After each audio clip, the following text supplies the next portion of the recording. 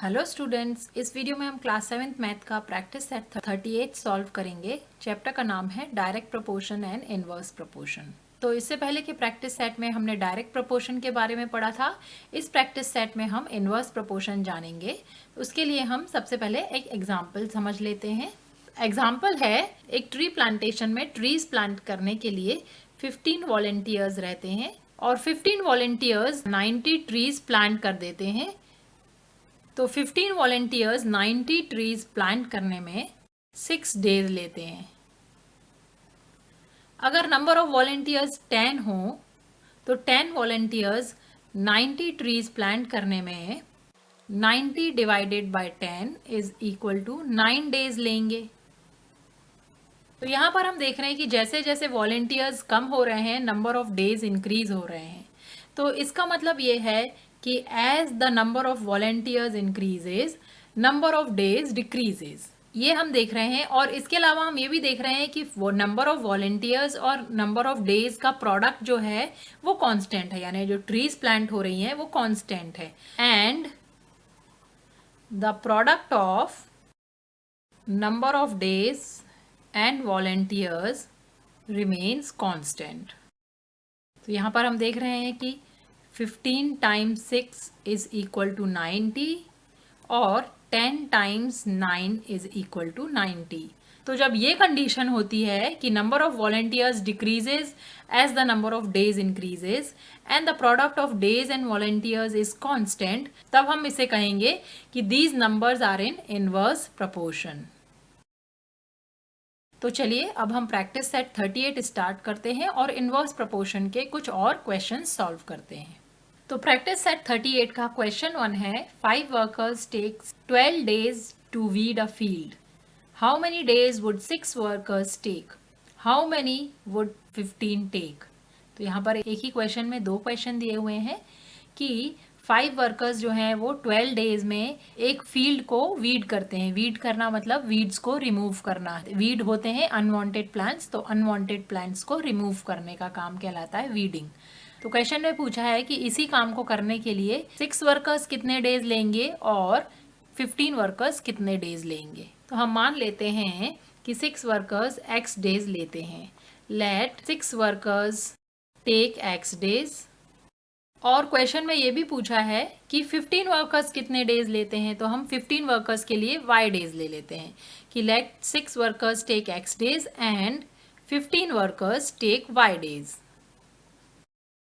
और यहाँ पर हम देख रहे हैं कि नंबर ऑफ वर्कर्स और टाइम जो लग रहा है फील्ड को वीड करने में वो इनवर्स प्रोपोर्शन में है। यानी अगर नंबर ऑफ वर्कर्स बढ़ाएंगे हम तो कम टाइम लगेगा और नंबर ऑफ वर्कर्स कम करेंगे तो ज़्यादा टाइम लगेगा। तो ये इनवर्स प्रोपोर्शन हो गया।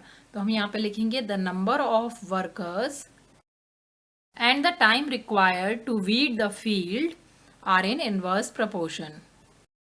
तो इनवर्स प्रोपोर्शन में है तो 6 टाइम्स x, 6 वर्कर्स को x डेज लगते हैं, इज इक्वल टू 5 टाइम्स 12।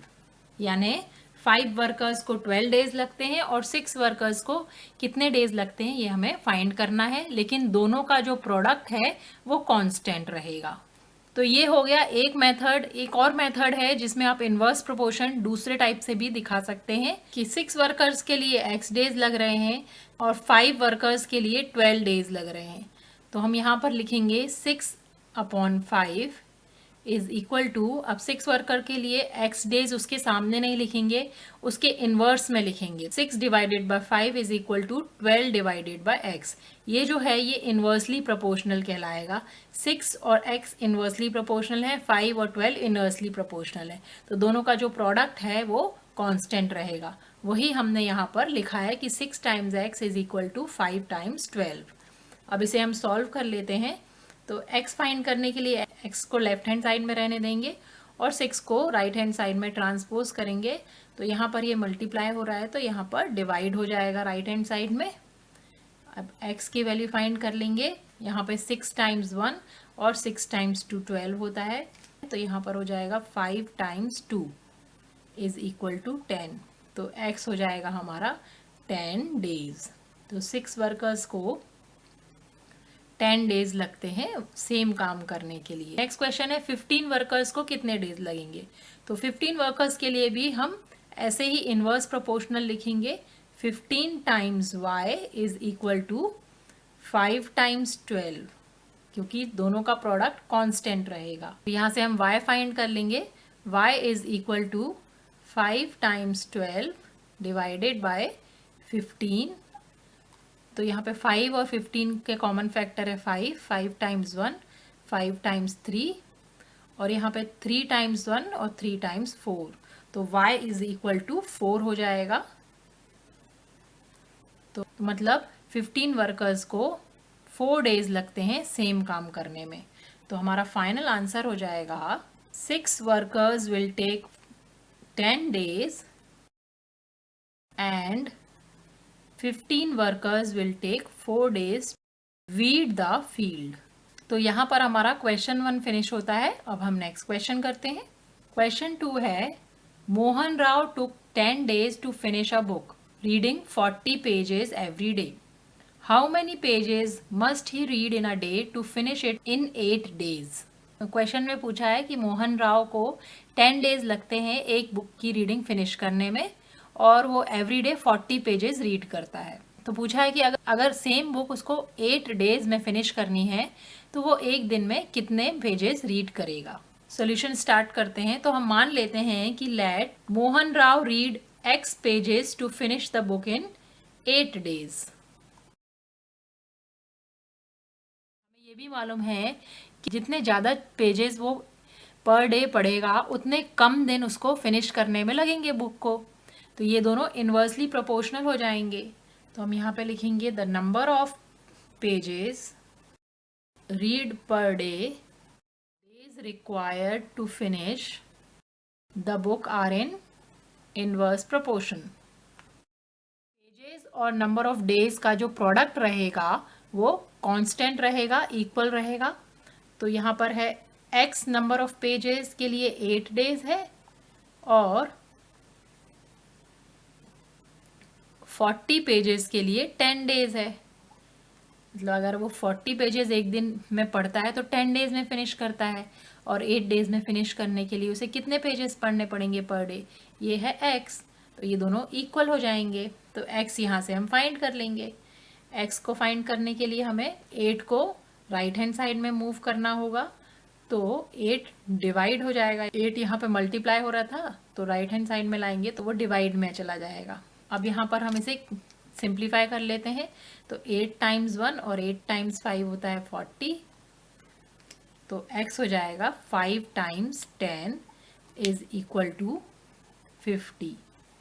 तो अगर Mohan Rao 50 pages per day पढ़ेगा तो वो 8 डेज में फिनिश कर देगा बुक को। तो हमारा आंसर हो जाएगा Mohan Rao will have to read 50 pages per day to finish the book in 8 days. ये हमारा इसका फाइनल आंसर होगा। तो यहाँ पर हमारा क्वेश्चन 2 फिनिश होता है। अब हम नेक्स्ट क्वेश्चन करते हैं, क्वेश्चन 3। तो प्रैक्टिस सेट 38 का क्वेश्चन 3 है Mary cycles at 6 kilometre per hour. How long will she take to reach her aunt's house which is 12 kilometres away. If she cycles at a speed of 4 kilometre per hour how long would she take. तो यहाँ पर दिया हुआ है कि Mary 6 kilometre per hour cycle करती है, और ये भी बताया है कि अगर उसकी स्पीड 4 किलोमीटर पर आवर है, उसकी आंट का हाउस है 12 किलोमीटर अवे, उसे रीच करने में कितना टाइम लगेगा।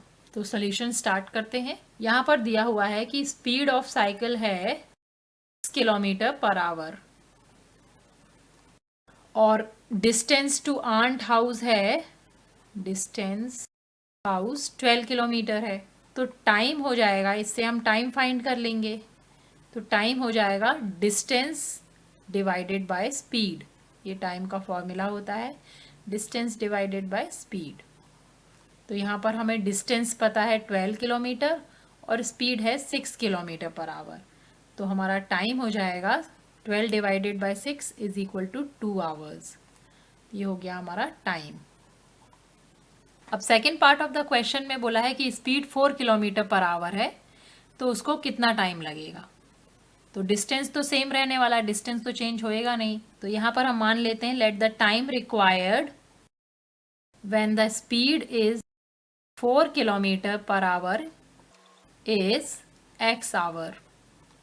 6 किलोमीटर का टाइम है 2 आवर्स और 4 किलोमीटर का हमने x मान लिया है। तो यहाँ पर स्पीड और टाइम दोनों इनवर्सली प्रोपोर्शनल है, क्योंकि जितनी ज़्यादा स्पीड होगी उतना कम टाइम लगेगा। तो यहाँ पर हम लिख लेते हैं कि the speed of the cycle and the time required to travel the same distance are in inverse proportion. Therefore 6 times 2, तो जब 6 किलोमीटर स्पीड है तो उसे 2 आवर्स लग रहे हैं, और अब 4 किलोमीटर स्पीड है तो हमें पता करना है कि कितने आवर्स लगेंगे। तो 4 टाइम्स x, इसे हम सॉल्व कर लेते हैं x के लिए। तो x फाइंड करना है, तो x को हम यहाँ पर राइट हैंड साइड में रहने देंगे और 6 टाइम्स 2 डिवाइडेड बाय 4 हो जाएगा। तो x हो जाएगा 6 टाइम्स 2 डिवाइडेड बाय 4। इसे हम सॉल्व कर लेते हैं। तो 2 टाइम्स 1 हो जाएगा 2 और 2 टाइम्स 2 हो जाएगा 4। अब यहाँ पे 2 टाइम्स 1 हो जाएगा और 2 टाइम्स 3 हो जाएगा, तो x हो जाएगा 3। If she cycles at 6 kilometre per hour and 3 hours if she cycling at 4 kilometre per hour. तो यहाँ पर हमारा क्वेश्चन 3 फिनिश होता है। अब हम नेक्स्ट क्वेश्चन करते हैं। क्वेश्चन 4 है The stock of grain in a government warehouse lasts 30 days for 4,000 people. How many days will it last for 6,000 people? तो क्वेश्चन में एक गवर्नमेंट का वेयर हाउस है, उसमें 4,000 पीपल के लिए 30 डेज का स्टॉक है। अब बोला है कि 6,000 पीपल के लिए वो कितने दिन तक लास्ट करेगा, मतलब 4,000 पीपल के लिए 30 दिन तक का अनाज है, तो 6,000 पीपल के लिए वो कितने दिन तक रहेगा। तो यहाँ पर हम मान लेते हैं कि let the stock of grain last for x days for 6,000 people. और हमें ये भी मालूम है कि नंबर ऑफ पीपल और जो डेज हैं for which stock last is inversely proportional. Inverse proportion में है, क्योंकि अगर ज़्यादा नंबर ऑफ पीपल होंगे तो वो अनाज जल्दी ख़त्म हो जाएगा, कम नंबर ऑफ पीपल रहेंगे तो उसे ज़्यादा टाइम लगेगा ख़त्म होने में। तो ये हम लिख लेते हैं यहाँ पर the number of people and the day for which stock lasts are in inverse proportion। तो इनवर्स प्रोपोर्शन में है तो दोनों का जो प्रोडक्ट है वो इक्वल होगा। Therefore x times 6,000 people is equal to 30 times 4,000। तो x की वैल्यू फाइंड करने के लिए हम 6,000 को राइट हैंड साइड में ले जाएंगे तो वो डिनोमिनेटर में आ जाएगा। अब यहाँ पर इसे हम सॉल्व कर लेंगे, तो ये 3 ज़ीरोज़ और 3 ज़ीरोज़ कैंसिल हो जाएंगे। यहाँ पर 3 टाइम्स 1 और 3 टाइम्स 2 और 2 टाइम्स 1 और 2 टाइम्स 2, तो हमारा न्यूमरेटर में बचेगा 10 टाइम्स 2। तो 10 टाइम्स 2 हो जाएगा 20, तो हमारा x आ गया 20। तो मतलब अगर 6,000 पीपल हैं तो ग्रेन जो है वो 20 डेज तक रहेगा। तो हम आंसर में लिखेंगे the stock of grain will last for 20 days for 6,000 people. तो यहाँ पर हमारा क्वेश्चन 4 फिनिश होता है। ये इस प्रैक्टिस सेट का लास्ट क्वेश्चन था। आई होप ये वीडियो आपके लिए हेल्पफुल होगा। जाने से पहले मैं आपको बता दूं कि इस वीडियो के डिस्क्रिप्शन में आपको 7th क्लास मैथ की प्रैक्टिस सेट की प्लेलिस्ट मिल जाएगी। आप चाहें तो वहां से हेल्प ले सकते हैं। अगर वीडियो पसंद आया है तो प्लीज़ इसे लाइक करें, शेयर करें और चैनल को सब्सक्राइब करें। Thanks for watching.